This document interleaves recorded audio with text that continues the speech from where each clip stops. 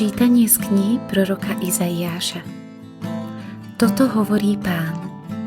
Ak odstrániš zo svojho stredu utláčanie a prestaneš ukazovať prstom a hovoriť bezbožne, ak dáš svoj chlieb hladnému a nasytíš dušu ubitú, vtedy zažiari vo tmách tvoje svetlo a tvoja temnota bude ako poludnie.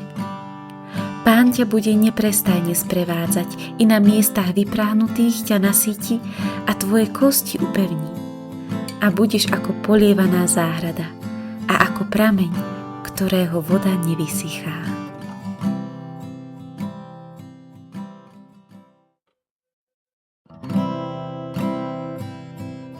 Ak hladnému dáš svoj chlieb a ubitú dušu nasítiš, tvoja temnota bude ako poludnie, tvoje svetlo zažiarí.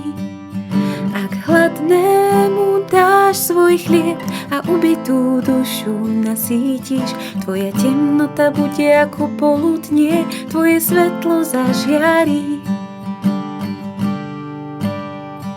A budeš ako polievaná záhrada a ako prameň, z ktorého voda nevysychá.